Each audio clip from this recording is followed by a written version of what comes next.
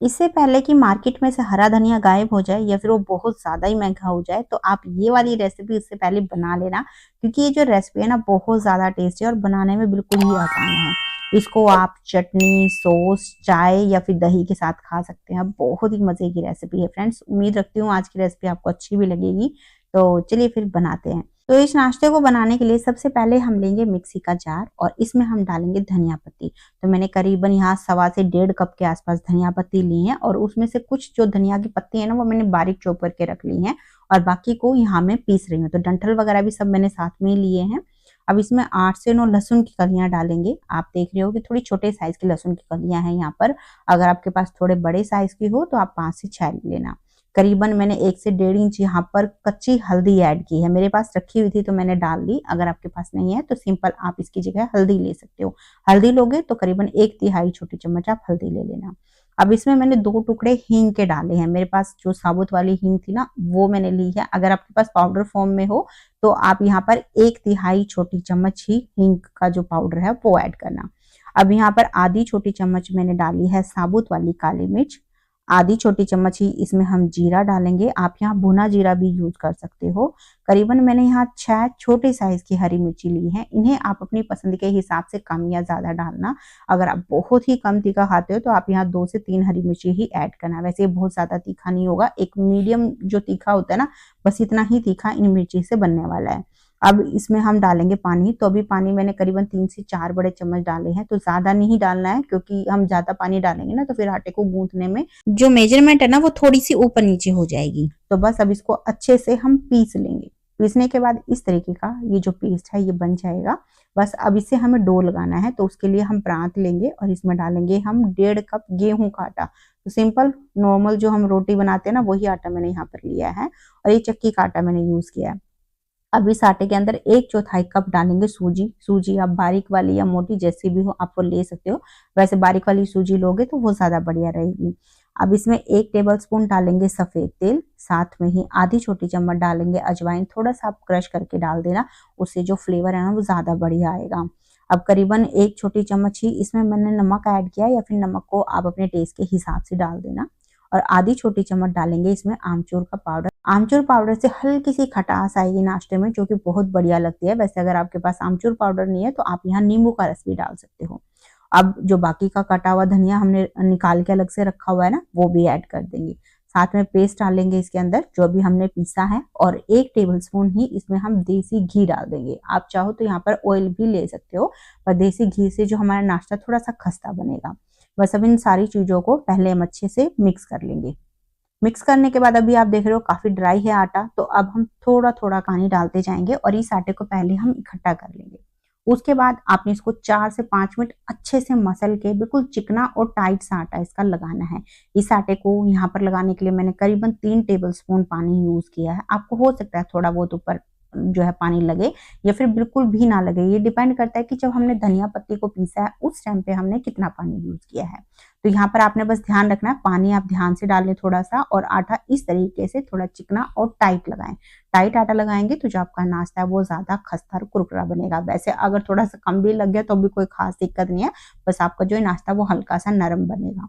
तो बस अभी इस आटे को हम अच्छे से कपड़े के साथ कवर करके करीबन 20 से 25 मिनट के लिए रख देंगे ताकि जो सूजी है वो भी थोड़ी सी फूल के नरम हो जाए। अब मैंने यहाँ आटे को करीबन 20 से 25 मिनट ही रखा है और आप देख रहे हो पहले के मुकाबले हल्का सा जो आटा है ना वो टाइट हो गया है। अब इस आटे को थोड़ा सा और हम गूंथ लेंगे और उसके बाद इस आटे में से एक बड़ा पोर्शन तोड़ लेंगे। बाकी का जो आटा है ना इसे अच्छे से कपड़े से कवर करके रख देंगे ताकि ये ज्यादा सूखे नहीं। तो बस अब ये जो पोर्शन हमने लिया है इसकी पहले हम हल्की सी एक लोई बना लेंगे और इस लोई पे हम थोड़ा सा ऑयल लगा लेंगे और उसको अच्छे से ऑयल के साथ कोट कर लेंगे। उसके बाद हम बेलन पे भी थोड़ा सा ऑयल लगाएंगे। बस अब इस लोई को हम बेल लेंगे। तो थोड़ी बड़े साइज की रोटी हमें इसकी बेलनी है ताकि हम एक ही साथ में कई पूरियां इसके अंदर से निकाल पाए। तो अभी ये जो रोटी बेली है मैंने आप देख सकते हो थोड़ी सी मीडियम साइज की बेली है, ना तो बिल्कुल पतली होगी और ना ज्यादा मोटी। तो मीडियम साइज की रखोगे ना तो ज्यादा बढ़िया आपका जो नाश्ता है वो बनेगा। अब हमने इस तरीके से एक शार्प किनारों वाली कटोरी लेनी है। आप यहाँ पर कोई शार्प किनारों वाले गिलास या गिलासी भी ले सकते हो और इसको हम इस तरीके से रोटी पे रखेंगे, हल्का सा कटोरी को घुमाएंगे, इससे जो हमारी पूरी है वो बहुत अच्छे से रोटी में से कट जाएगी। तो इस तरीके से पूरी जो ये रोटी है, इसमें से जितनी भी राउंड निकलते हैं हम इस तरीके से निकालते जाएंगे। तो बस अब ये जो एक्स्ट्रा आटा है ना, इसे हम हटा देंगे और इसको बाकी के आटे में मिला लेंगे और इसकी भी हम आगे जो है पूरियां बना लेंगे। अब आप देख सकते हो छोटे छोटे राउंड शेप में जो पूरी है ये बनकर तैयार हो गई है और इसकी जो मोटाई है आप देख लो, इस तरीके की हमें ये मोटाई रखनी है। अब अगर आपको ये वाला प्रोसेस नहीं करना है, थोड़ा ज्यादा झंझट लग रहा है, तो सिंपल आप छोटी छोटी लोइयां बनाकर भी इसको बेल सकते हो। जैसे हम नॉर्मल पूरी बेलते हैं ना, बिल्कुल वैसे आप इसको बेल लेना। आप बेलते समय थोड़ा सा ऑयल जरूर लगा लेना ताकि बेलन पे ये ज्यादा चिपके नहीं। तो बस इसी तरीके से हम सारी जो ये आटा है इसकी छोटी छोटी ये जो पूरियां हैं ये बेल लेंगे। अब पूरियों को बनाने के बाद इन्हें हमें फ्राई करना है, तो उसके लिए मैंने यहाँ पहले से ही ऑयल को गर्म होने के लिए रख दिया है। वैसे मैंने यहाँ राइस ऑयल लिया है, आप कोई सा भी ऑयल इसमें ले सकते हो। अभी तेल हमारा सही से गर्म हुआ है या नहीं, इसको चेक करने के लिए पहले सिर्फ एक पूरी हम इसमें डालेंगे। आप देख रहे हो बहुत अच्छे से यहाँ पर तेल जो है गर्म हो गया है और ऐसा ही तेल हमें पूरियों को फ्राई करने के लिए चाहिए। तो बस एक एक करके इसमें जितनी भी कढ़ाई में एक बार में पूरी आती है उतनी हम डाल देंगे। वैसे बहुत ज्यादा मत डालना, थोड़ी सी कम ही डालोगे तो ज्यादा बढ़िया रहेगा। अब पूरियों को डालने के बाद आंच को मीडियम और हाई के बीच में कर देंगे और अब झरनी से इनके ऊपर इस तरीके से ऑयल डालते जाएंगे।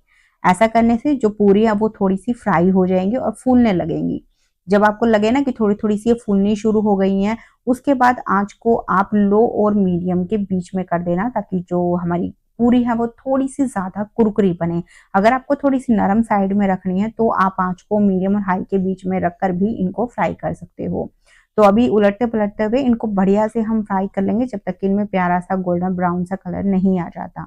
तो आप देख रहे हो बहुत अच्छे से यहाँ पर जो पूरियां वो फ्राई हो गई हैं, इनमें बहुत प्यारा गोल्डन ब्राउन सा कलर अभी आ गया है। बस इससे ज्यादा इनको फ्राई करने की जरूरत नहीं है, इनको हम निकाल लेंगे और इसी प्रोसेस से हम बाकी की जितनी पूरियां उन्हें फ्राई कर लेंगे। बस फ्राई करते समय आप ध्यान रखना तेल जो है अच्छा गर्म करना है और पूरियों को डालने के बाद मीडियम टू हाई फ्लेम पे उन्हें फ्राई होने देना है। जब वो फूलने लगे तो आपने आंच को लो और मीडियम के बीच में कर देना है ताकि वो थोड़ी सी और ज्यादा कुरकुरी हो जाए। तो बस ये हमारी कोथिंबीर पूरी बिल्कुल तैयार हो गई है। आप देख रहे हो कितनी ज्यादा खस्ता और कुरकुरी पूरियां बनी हैं।